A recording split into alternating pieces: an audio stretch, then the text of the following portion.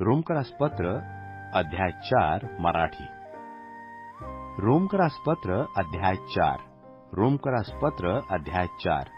अब्राहामाचे उदाहरण. तर मग आपला पूर्वज अब्राहाम याने देह स्वभावाने काय मिळवले म्हणून म्हणावे? अब्राहाम कर्मांनी नीतिमान ठरला असता तर त्याला अभिमान बाळगण्यास कारण असते, तरी परमेश्वरासमोर नसते. शास्त्र काय सांगते? अब्राहामाने परमेश्वरावर विश्वास ठेवला आणि हे त्याला नीतिमत्व असे मोजण्यात आले. आता मजुराची मजुरी ऋण अशी गणली जाते, मेहरबानी अशी नाही. पण कर्म न करता अधर्म्याला नीतिमान ठरविणाऱ्यावर विश्वास ठेवणाऱ्याचा विश्वास नीतिमत्व असा मोजण्यात येतो. ह्याप्रमाणे ज्या मनुष्याकडे परमेश्वर कर्मा वाचून नीतिमत्व मोजतो त्याचा धन्यवाद दावीदही करतो. तो असा, ज्यांच्या अपराधांची क्षमा झाली आहे व ज्यांच्या पापांवर पांघरुण घातले आहे ते धन्य. ज्या मनुष्याच्या हिशेबी प्रभू पापाचा दोष लावत नाही तो धन्य. हे आशीर्वचन सुनता झालेल्या लोकास किंवा सुनता न झालेल्या लोकासही आहे. विश्वास हा अब्राहामाकडे नीतिमत्व असा गणला होता असे आपण म्हणतो. तो कसा गणला गेला? तो सुनता झालेले असताना किंवा सुनता न झालेले असताना. सुनता झालेले असताना नव्हे, तर सुनता न झालेले असताना. आणि सुनता न झालेले असताना त्याच्या असलेल्या विश्वासावरून जे नीतिमत्व त्याचा शिक्का अशी सुनता ही खून त्याला मिळाली, यासाठी की जे सुनता न झालेले लोक असता विश्वास ठेवतात त्या सर्वांचा त्याने बाप व्हावे, पिता व्हावे, म्हणजे त्यांच्याकडेही नीतिमत्व मोजले जावे. त्याने सुनता झालेल्या लोकांचा बाप व्हावे. पण ज्यांची सुनता झालेली आहे त्यांचाच केवळ नव्हे, तर आपला बाप अब्राहाम बेसुनता असता त्याचा जो विश्वास होता त्याला अनुसरून चालणाऱ्यांचाही व्हावे.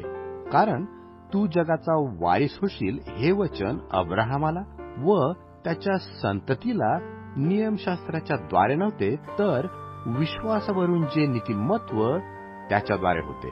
नियमशास्त्रावलंबित जर वारीस होतात तर विश्वास निरर्थक झाला आहे आणि परमेश्वर वचनही व्यर्थ झाले आहे.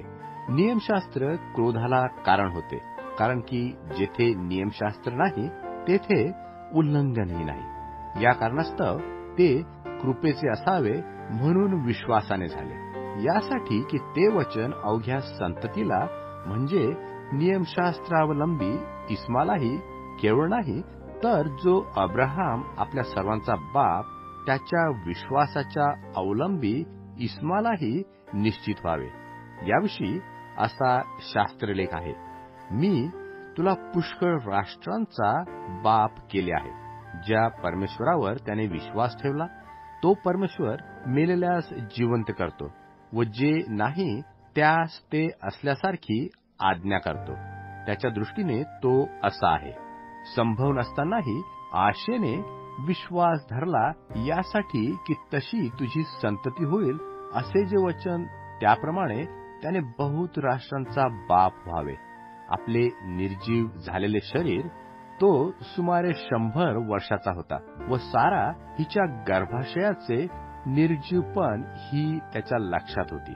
तथापि विश्वासाला दुर्बळता येऊ न देता त्याने परमेश्वर वचनाकडे पाहून अविश्वासामुळे आपली डळमळ होऊ दिली नाही, तर विश्वासाने प्रबळ होऊन त्याने परमेश्वराचे गौरव केले. आपण दिलेले वचन पूर्ण करावयासही तो समर्थ आहे असा त्याचा पूर्ण निश्चय होता.